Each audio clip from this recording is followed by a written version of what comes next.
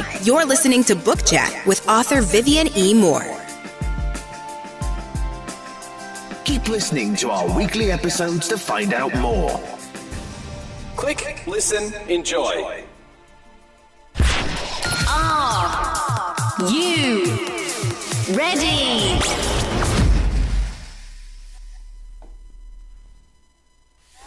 Here's your host.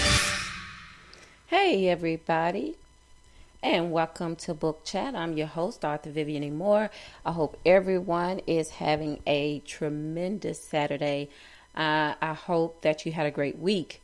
This was a awesome week for me, and I think I just need to explain about why I wasn't on air last Saturday, but it was because we had a new addition to the family, and I may have mentioned it before. I'm not quite sure if I did, because my mind is like been all over the place because it's been super busy due to the birth of the new baby. But I mean, everything went perfect.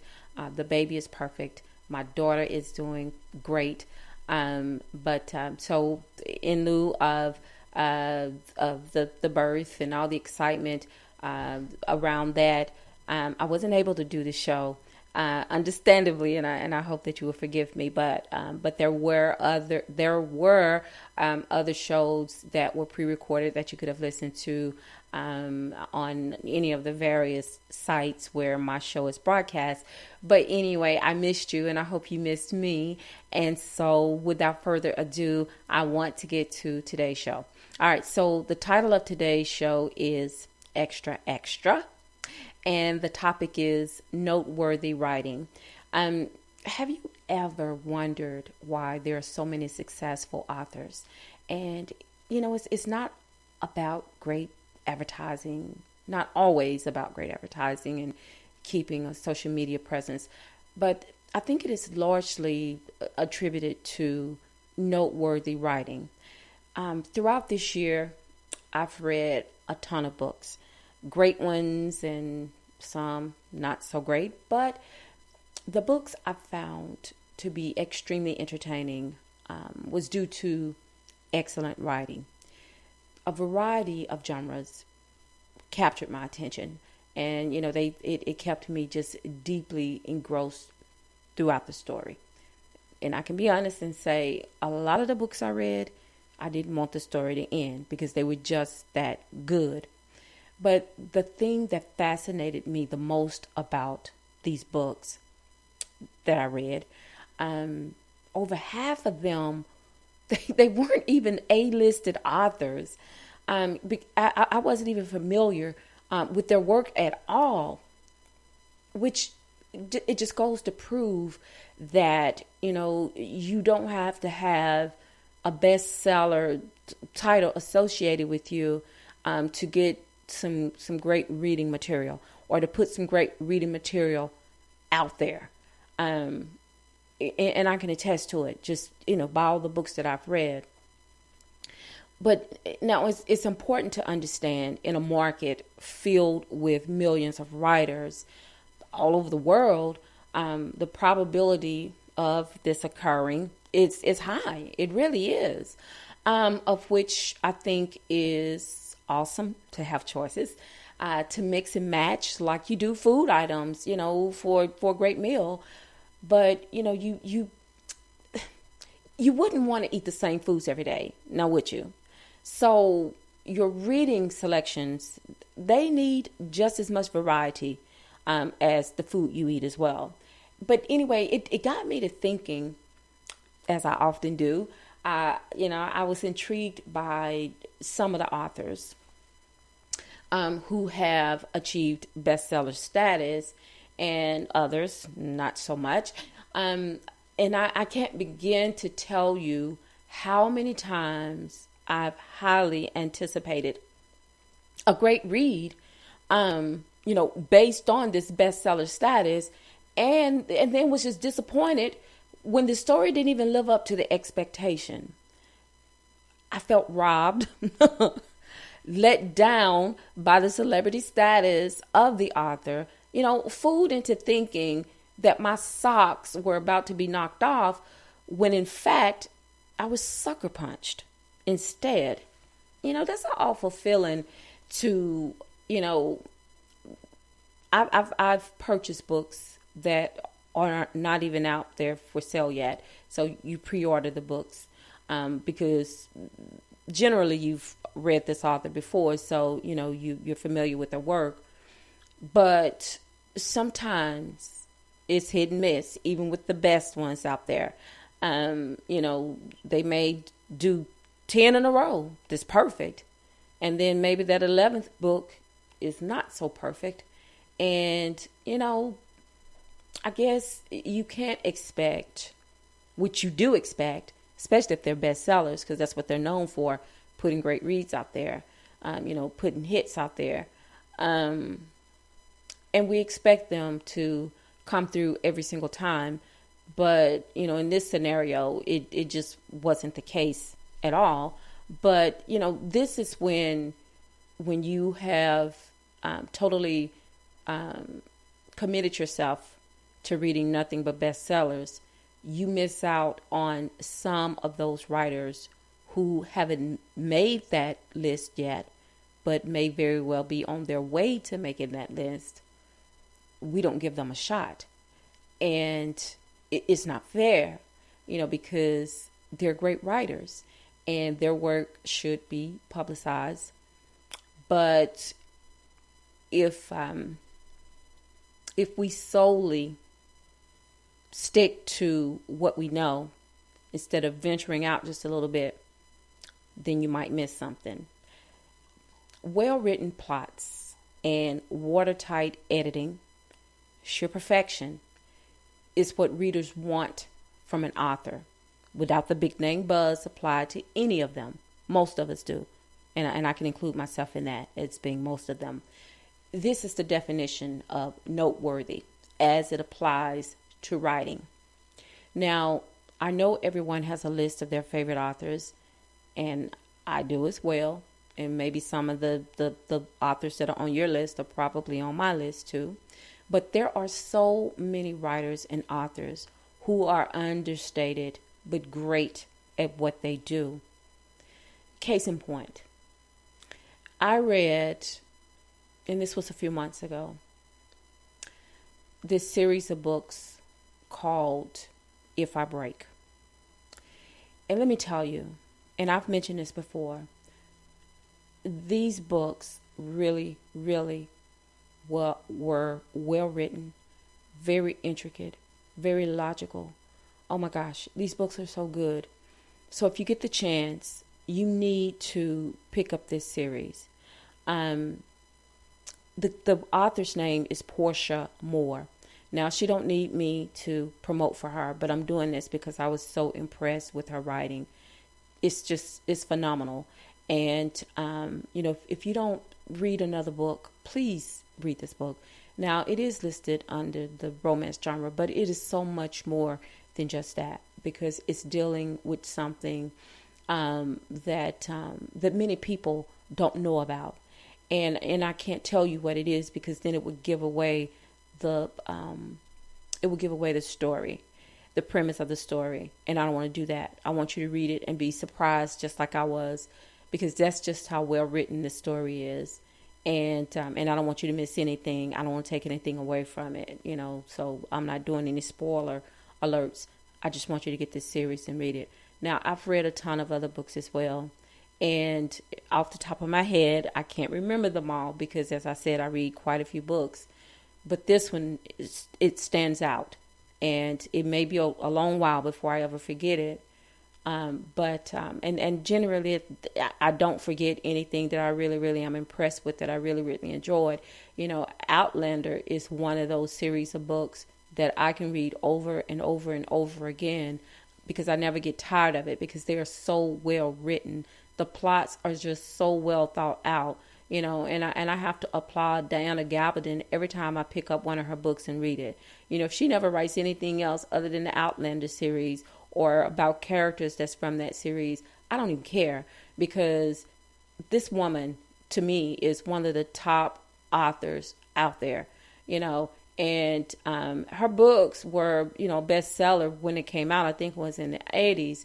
But I think now that that the series is actually on cable television, that it stands out even more. So she's probably like a triple double seller by now because of the popularity of the series that comes on Stars. And I can't wait till November to get here, because that's when season 4 begins of Outlander. And I just want so much to see what they did with to the storyline from this 4th novel. Like I said, I'm just so impressed with it so far. I'm not disappointed. They've really stuck with the book, but some things, you understand that they have to change it around a bit because of, when you translate a written work over to a script, it changes. So I can understand that. Just as long as they don't move too far away from the storyline, I'm okay with it.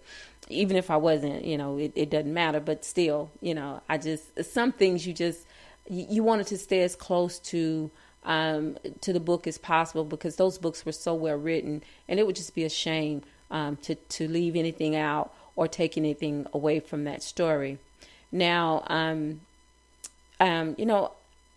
aware that that a lot of authors haven't reached bestseller status. My tongue is tied. Bestseller status, and I don't understand why they haven't reached, like Portia Moore. I don't understand why she hasn't reached bestseller status, because that book is so noteworthy, and it may be attributed to low book sales or limited promotion and all that jazz. Nevertheless, my personal feelings are the world is missing out on a plethora of great reads based on these algorithms. Now, I'm aware that most people buy and read books based on their personal preferences, or they allow others to dictate to them what they should and should not read. And I'm not saying there's anything wrong with this process, but hey, there is a ton of great authors just waiting to be discovered, yet will remain this way, undiscovered, if no one ever know they exist. I love book clubs and other online reading groups who regularly make suggestions based on what they're reading. And it isn't always geared toward popularity. A fantastic way to shed some light on new talent is through these suggestions, and also by word of mouth. Goodreads, you can go out there and suggest books to readers, because that's like one of the most popular sites out there, that you can find a great book by unknown authors that are up and coming, but they're great books. And when you look at the ratings that these books are getting, I mean, they're like in the thousands, where people have read them and reviewed these books. And I mean, it's just in the thousands. And then you wonder why, you haven't heard of these authors before. And, especially when they're getting such high grades on, about the story and how it was written and all of these things that are, that go along with having a noteworthy book. They are definitely noteworthy, but they still haven't reached the bestseller status. Maybe they've reached bestseller status, on that site, on Goodreads or maybe Amazon. But as far as reaching bestseller status, on some of the most noteworthy statuses, like I can't think of any right now. My mind just went blank. But you know what I'm talking about. The book lists that have the bestsellers on them. So, but one day they may reach that. So there's hope still for them to reach that goal. Now, speaking of Goodreads, I love book clubs and other online reading groups who regularly make suggestions based on what they are reading, and it isn't always geared to popularity. And it is a great way to shed some light on new talent. And as an avid reader, I've extended my range of books in many assorted styles too, because I love romance. I'm a romance writer, and at one time, it's all I read. Now, I do write romance. I don't know if I would ever deviate from that, but I will, right outside of my comfort zone and add, just a little paranormal, and YA. I will stay in those subgenres, but it will always be romance based. But now, with so many romance based subgenres out there, I can still be true to my first love. But as I said before, I can add a few other types of books to my reading list too. Now, I love Amazon and I love Audible. I love Amazon because my latest book is published through them, but also I love Audible because I do read a lot of audiobooks, especially when I'm at work, because I love reading and I don't want to miss. I don't want to be able not to pick up a good book to read. So Audible is a way for me to listen to a good book, and catch up on my reading list. And I know a lot of people think that Audible is expensive, but really, okay, it is a tad bit high. But especially for the amount of books, you only get one book a month, but you can buy additional credits. Now, for me, they've included, because I guess people have complained or wanted them to update, how many books you can read. Because, when you pay almost $15 a month for for the fees associated with Audible, you sort of want to be able to get more than one book. So the people spoke and Audible listened.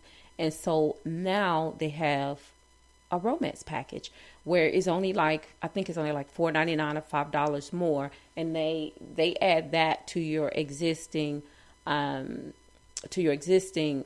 package, regular Audible package, and so that way you're able to read as many books as you want for that. $5.99 extra a month, which is a great deal, because if you listen to a lot of books like I do, sometimes I can listen to maybe 2 books a day, depending on how long they are. So now you can listen to as many books. I think you can add at least, I think, up to 10 books, the same as you can on Amazon with the Amazon Prime. I think they let you add up to 10 books on your reading list. And, as you read them, you can take them off and then add more. And Audible works that same way with the romance package. You can have up to 10 books on your list. And as you read them, you have to take one off. If you want to get a new book, you have to take one off. So make sure that you've completely read at least half of the books or one of the books on your list before you can add more. So it's a good deal. You might want to check it out. But anyway, I like them not because they are one of the top book sellers, but because they are geared more to reader preference than popularity. And often they will suggest books by trending authors, but they tend to recommend titles based on the buyer's typical reading selections, because I get them all the time. They'll send me an email that'll say, well, because you read this book, we recommend this book. And I mean, and most of the time it's by totally different authors, and most of the time it's by authors who I've never heard of before, that are not on any bestsellers list. So I love that about them, that they circulate all the book titles, especially the ones that are doing well, that they may have reached some top of the chart on Amazon, but even that, is books that are not, they're not even charting, but these books are noteworthy. And so, they circulate them. And I think that's great. And it may be due to the fact that the authors are promoting their work on these sites, but it doesn't matter to me. As long as I get to read a good book, that's the only thing that matters. So, for all the little guys out there who are striving to make a name for themselves, don't give up. Your day is coming. You are great at what you do, so don't stop thriving. Your name isn't a household brand yet, but give it some time because readers will know who you are based on your noteworthiness. All right, guys. I went a little bit past the 15 minutes today, and I do apologize for that. But, I had a lot to say about noteworthiness and bestsellers and all of that stuff. Excuse me. But before I let you go, I always want to share some of these URLs with you because I want you to keep checking me out and listening to the show. If you don't listen to it live, I want you to know how to go out there and listen to the recorded shows. So, of course, Spreaker is a great way for you to do that. And it is https://www.spreaker.com/user/author Vivian E. Moore. You can also like me, follow me on Facebook. I have several different pages out there, but if you click on one, it will direct you to all the other ones. And it is https://www.facebook.com/Vivian Moore Author. You can also follow me on Twitter, which is my Twitter handle is God's Property 46. You can also follow me on Instagram. You have to request for me to add you as a friend, and then I will follow you, which is https://Instagram.com/God's Property 51. You can also check out my website, which is https://VivianMoore.wixsite. That's WIXSITE.com/author Vivian Moore. And also, please do check out my blog. It is updated weekly. That is https://VivianEmore.blogspot.com. And again, if you did miss today's live show, you can catch it again and listen to the recorded show on iHeartRadio and also iTunes podcast. So if you go to the Instagram page, to my Instagram page, everything that I just gave out to you and more is listed out there, and iTunes and iHeartRadio is at the very bottom of that list. But all you have to do is click on it and it'll take you straight to it. So you can do that. And tomorrow's worship day. Last Sunday, we had our annual worship in the park. It was great. We had such a great time. The food was just out of this world great. It was so good. I think I almost ate myself into a food coma, but I'm glad I came out of it. But anyway, it was worth it. Totally worth it. And tomorrow's worship day, and I hope that you are planning on going to church and taking a loved one, taking a family member, taking a friend, taking a neighbor, take some children with you to church tomorrow and worship. And also tell somebody that you love them, because tomorrow is not promised. Today may be the only chance you get to do that. I love you. I hope you love me back. And until the next time you hear my voice, God bless you and goodbye. If you enjoyed today's show, please head over to iTunes, give us a rating, and leave a review. Thank you for listening.